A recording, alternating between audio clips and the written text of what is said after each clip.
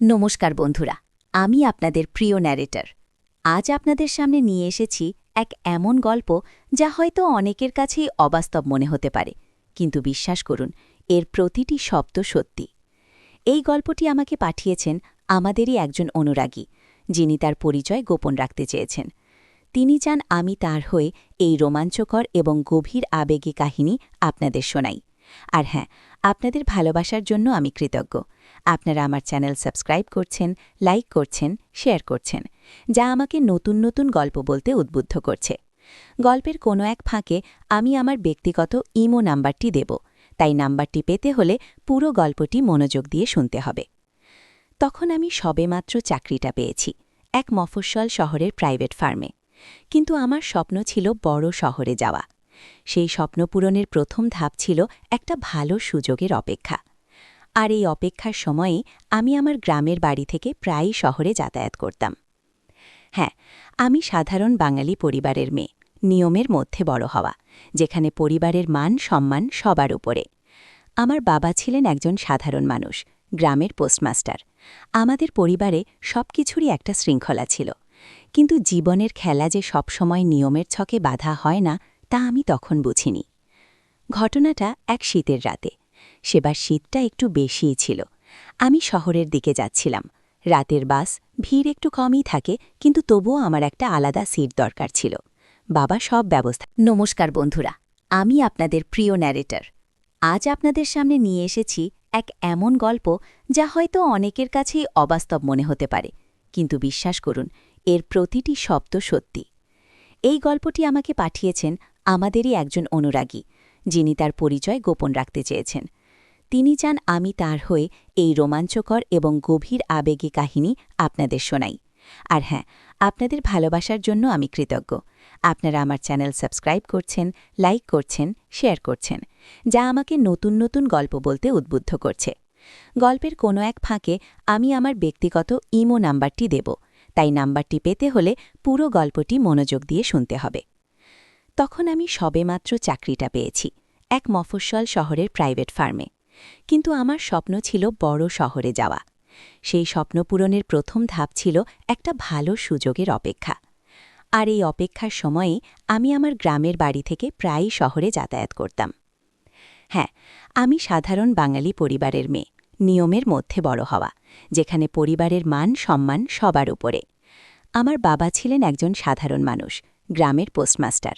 আমাদের পরিবারে সবকিছুরই একটা শৃঙ্খলা ছিল, কিন্তু জীবনের খেলা যে সবসময় নিয়মের ছকে বাধা হয় না, তা আমি তখন বুঝিনি। ঘটনাটা এক শীতের রাতে। সেবার শীতটা একটু বেশিই ছিল। আমি শহরের দিকে যাচ্ছিলাম। রাতের বাস, ভিড় একটু কমই থাকে, কিন্তু তবুও আমার একটা আলাদা সিট দরকার ছিল। বাবা সব ব্যবস্থা করে দিয়েছিলেন। বাসের টিকিট চেকার ছিলেন বাবার পরিচিত, গ্রামেরই, তাই আমার জন্য একটা জানলার ধারে সিট নিশ্চিত ছিল। বাস ছাড়ল। রাতের নিস্তব্ধতা, আমার জানলার বাইরে আবছা অন্ধকার, সব মিলিয়ে একটা অন্যরকম পরিবেশ। আমি জানলার ধারে বসে বাইরের কুয়াশা ভেদ করে আসা আলো দেখছিলাম। এমন সময় একজন মধ্যবয়স্ক ভদ্রলোক এসে আমার পাশের সিটে বসলেন। আমার একটু অবাক লাগল, কারণ আমার পাশের সিটটা খালি থাকার কথা। কিন্তু তিনি খুব ভদ্রভাবে বসলেন, তার চোখে মুখে একটা শান্ত কিন্তু গভীর ছাপ। তিনি আমার দিকে তাকিয়ে একটু হাসলেন। তার হাসিটা ছিল অমায়িক। তিনি বললেন, অসুবিধে হচ্ছে না তো? আমি মাথা নাড়লাম, কিন্তু আমার মনে একটা খটকা থেকেই গেল। তিনি কে? কেন তিনি আমার পাশের সিটে বসলেন? বাস চলতে লাগল। রাতের নিস্তব্ধতা, ইঞ্জিনের ঘড়ঘড় শব্দ, আর আমাদের দুজনের উপস্থিতি। ভদ্রলোক খুব কম কথা বলছিলেন, মাঝে মাঝে জানলার বাইরে তাকিয়ে উদাসভাবে কিছু ভাবছিলেন। আমি তার দিকে আর চোখে তাকাচ্ছিলাম।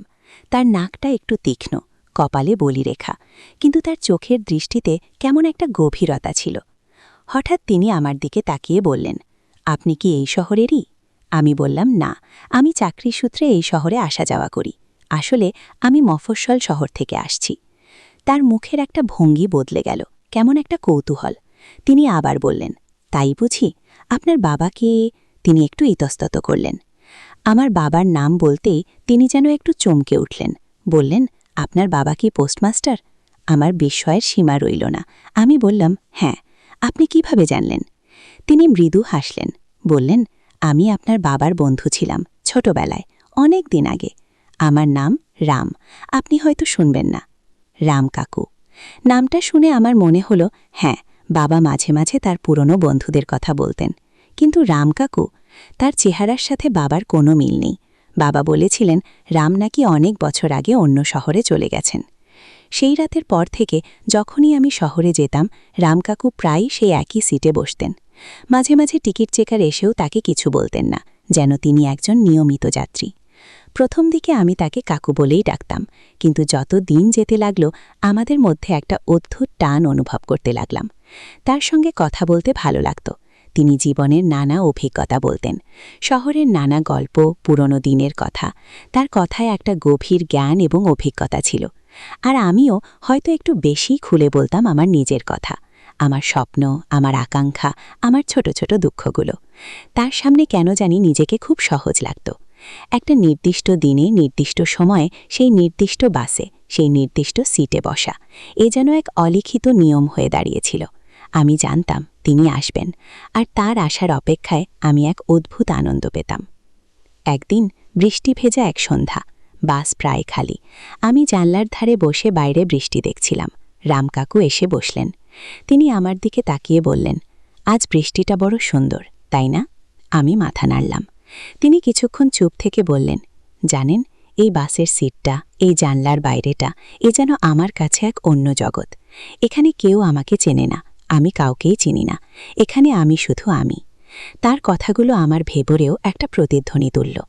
আমিও তো সেই একই অনুভূতি নিয়ে শহর আসতাম। এই বাসের যাত্রা যেন আমার জন্য এক মুক্তির পথ। সেদিন তিনি আমার হাতটা আলতো করে ধরলেন। তার হাতের স্পর্শে একটা উষ্ণতা ছিল, কিন্তু তার চেয়েও বেশি ছিল একটা গভীর অনুভূতি। আমার হার্টবিট বেড়ে গেল, বুকের ভেতরটা কেমন করে উঠল।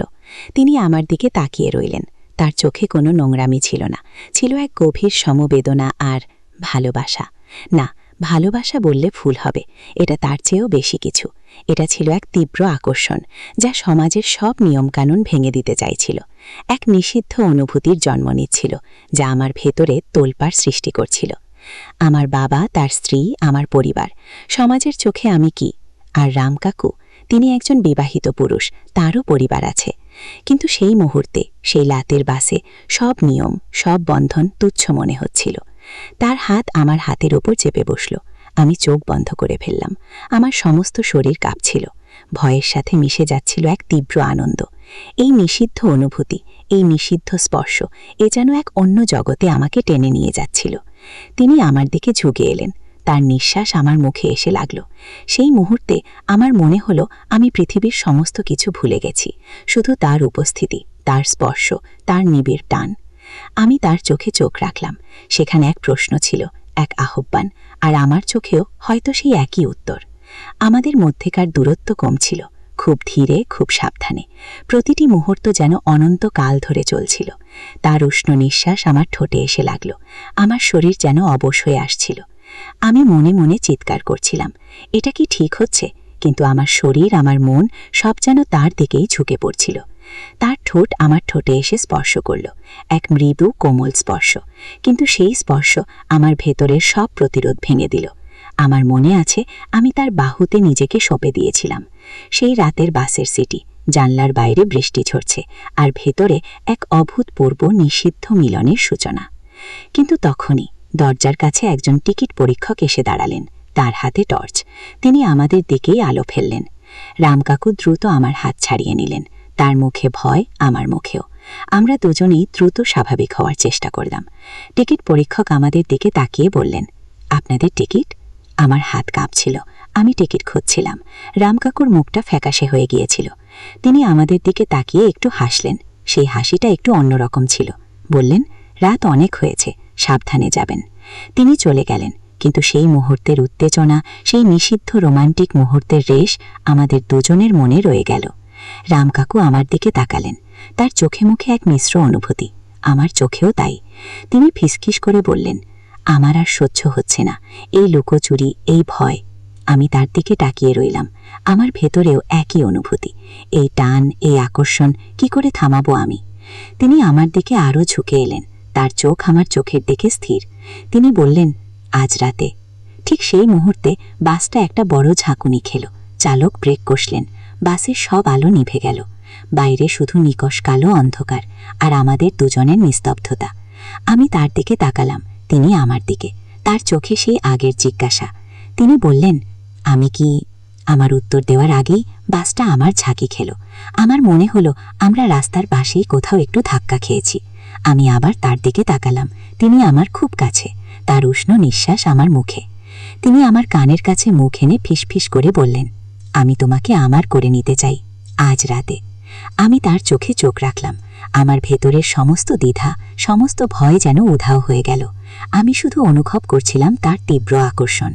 আমার ঠোঁট থেকে এক অস্ফুট শব্দ বেরিয়ে এলো। তিনি আমার দিকে আরও ঝুঁকে এলেন। তার হাত আমার চিবুক স্পর্শ করল। আর ঠিক তখনই গল্পটি এখানেই শেষ হচ্ছে। দ্বিতীয় পর্বের জন্য আপনারা কি চান কমেন্ট করে জানান। আর হ্যাঁ, চ্যানেলটি সাবস্ক্রাইব